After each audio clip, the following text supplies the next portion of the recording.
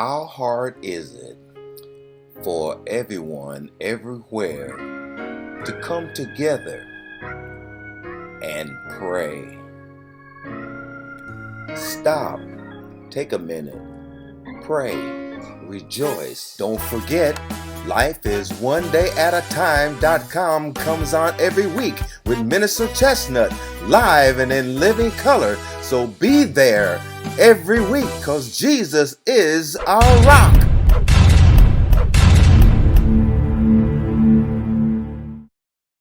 Welcome to lifeisonedayataTime.com. I'm Minister Chestnut, and thank you for joining me again on another day of life, another day of love to live in His riches and glory. Hey, I'd like to wish you grace, mercy, and peace. 2022. Hey, we're going to be filled to the brim with mercy, grace, and peace. I declare it right now over each and every one of you. As we continue in Mark's Gospel, chapter 5, Jesus had just went to the other side and delivered a demon-possessed man, and the demons came out of the man, went into a herd of pigs, and the pigs went and drowned themselves because they wasn't going to go for being possessed. You have power and authority over devils, over any unclean thing. So you have eyes to see and ears to hear. Hey, let it be done unto you. We continue in chapter 5. Jesus left the man in his right mind, and the people wanted him to leave because, hey, all their pigs was gone. That was their livelihood, their pigs. And they wanted Jesus to be gone. So what did Jesus do? Hey, when he was coming to the ship, he that had been possessed with the devils prayed to him that he might be with him. Now, most of the time, when Jesus healed somebody, he told them, don't tell nobody, because it wasn't his time yet. What does he tell this guy who he delivered? Howbeit Jesus suffered him not, but said unto him, Go home to thy friends, and tell them how great things the Lord hath done for thee, and had compassion on thee. And he departed and began to publish it in Decapolis, and how great things Jesus had done for him, and all men did marvel. He was a witness. Jesus sent him to be a witness. Verse 21, And when Jesus was passed over again by ship to the other side, much people gathered unto him, and he was nigh unto the sea. And behold, there cometh one of the rulers of the synagogue, Jairus by name.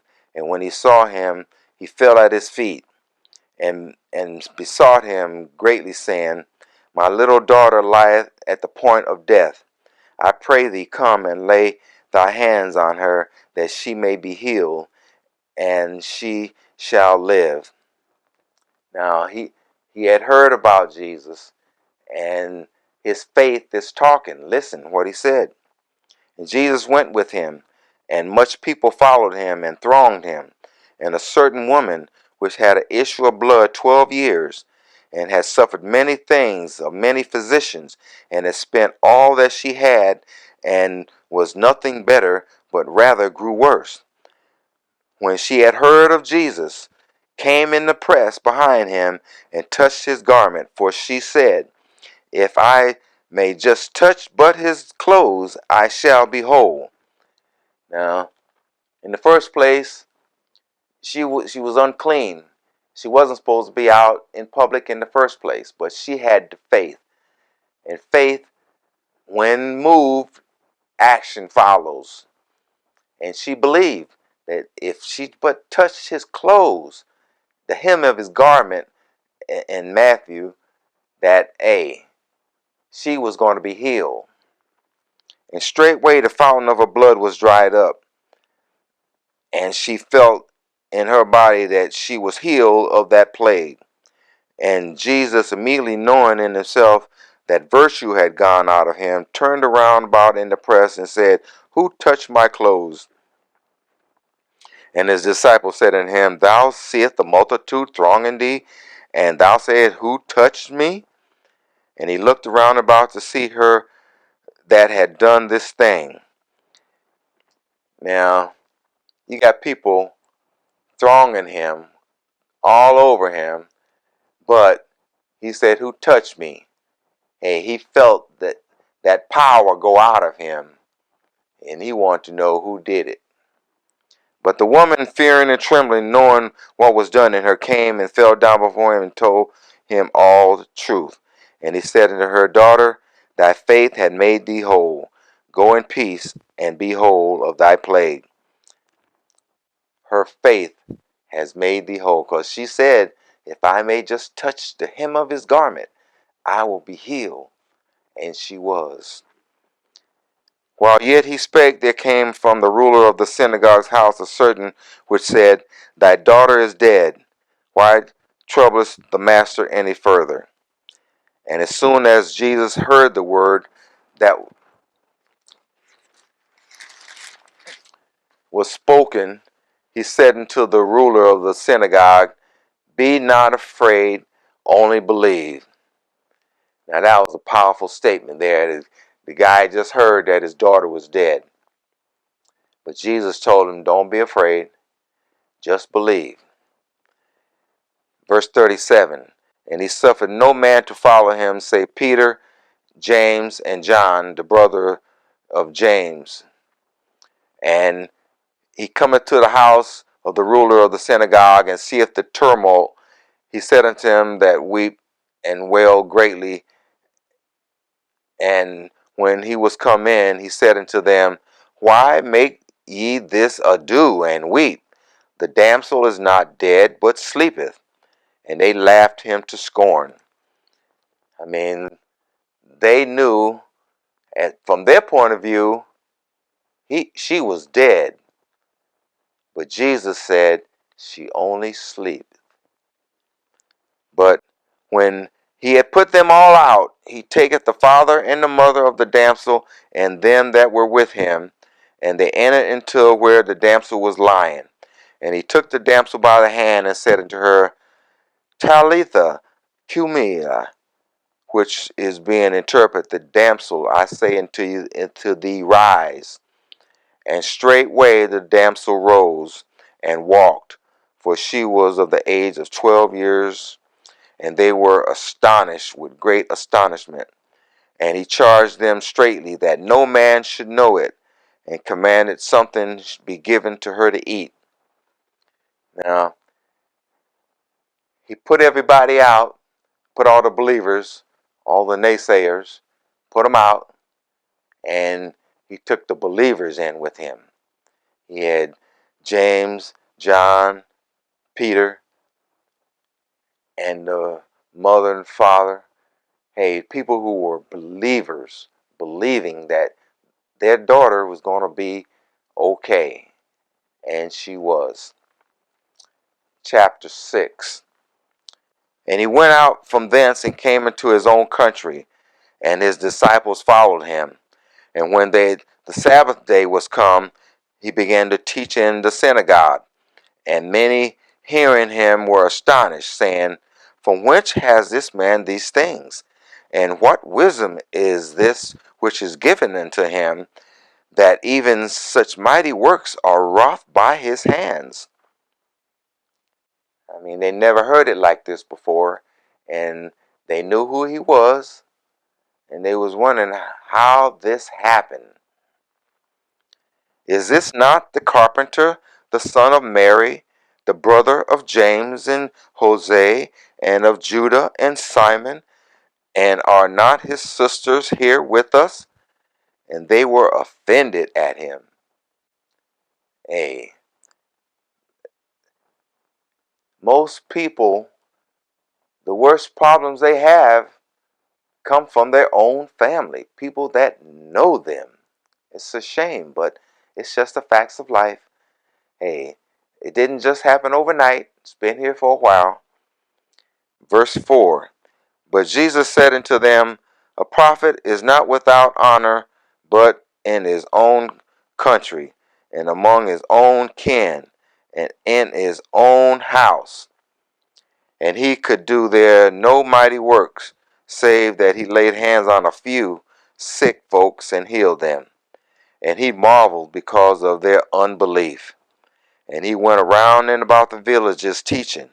And he called unto him the 12, and began to send them forth 2 by 2, and gave them power over unclean spirits, and commanded that they should take nothing but for their journey, save a staff only, no scrip, no bread, no money in their purse, but be shod with sandals, and not put on 2 coats.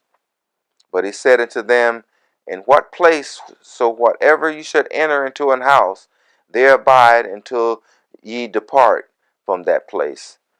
And whosoever shall not receive you, nor hear you, when you depart thence, shake off the dust under your feet for a testimony against them.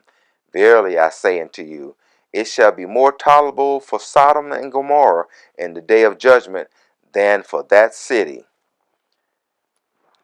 Now, he ordained the 12, he sent them out to preach 2 by 2, and gave them power and authority over all unclean spirits and to heal. I mean, it was a serious blessing that he gave the disciples, and they went forth, and they did many great things. And they went out and preached that men should repent. And they cast out many devils, and anointed with oil many that were sick, and healed them. And King Herod heard of him, for his name was spread abroad, and he said that John the Baptist was risen from the dead, and therefore mighty works do show forth themselves in him. Now he was thinking that John the Baptist had reincarnated. No, John the Baptist was the forerunner. Jesus was the Messiah, and they knew about it. That's why Herod had the babies killed when Jesus was about 2 years old and had escaped to Egypt. He had thousands of babies under the age of 2 killed because he knew that the Messiah was coming. He didn't know his name yet, but he knew he was coming.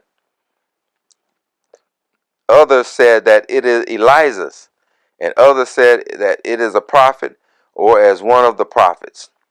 But when Herod heard thereof, he said, It is John, whom I beheaded.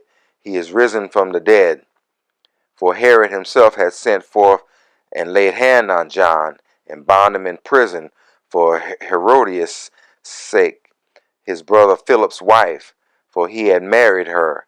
For John had said unto Herod, It is not lawful for thee to have thy brother's wife. That's why Herod had Herod had put John in prison. Therefore Herodias had a quarrel against him, and would have killed him, but she could not. For Herod feared John, knowing that he was a just and holy, and observed him. And when he heard him, he did many things, and heard him gladly. I mean, Herod, he liked John. He wanted to know more about the Messiah, but he couldn't kill him because the people knew John was a prophet, and he wasn't going to get the people upset. And when a convenient day was come, that Herod on his birthday had made a supper to his lords and high captains and the chief estates of Galilee, and when the daughter of said Herodias came in and danced and pleased Herod and them that sat with him, the king said unto the damsel, Ask me of whatsoever thou wilt, and I will give it to thee. And he sware unto her, whatsoever thou askest of me, I will give it to thee, and even until the half of my kingdom. Now, this is his stepdaughter dancing before him and all his high captains and his buddies. I mean, there was a lot of twerking going on, and they were pleased, and he told them, hey, I give you anything. What happened? And when she went forth and said unto her mother, what shall I ask? And she said, the head of John the Baptist. And she came in straightway with haste unto the king and asked, saying, I will that you give me and buy in a charger the head of John the Baptist. And the king was exceedingly sorry, yet for his oath's sake, and for the sakes which sat with him, he would not reject her. And immediately the king sent an executioner and commanded his head to be brought, and he went and beheaded him in the prison, and brought his head in the charger, and gave it to the damsel, and the damsel gave it to her mother. And that was sick. And when the disciples heard of it, they came and took up his corpse and laid it in the tomb. And the apostles gathered themselves together and unto Jesus, and told him all things, both what they had done and what they had taught. And he said unto them, come ye yourselves apart into a desert place, and rest a while. For there are many coming and going, and they have no leisure so much as to eat. And they departed into a desert place by ship privately. And I'm out of time. We'll continue this next week as we continue in the book of Mark, as he is still proclaiming the kingdom of God. I'm Minister Chestnut, and I'll see you next week on another episode of Life is One Day at a Time.com.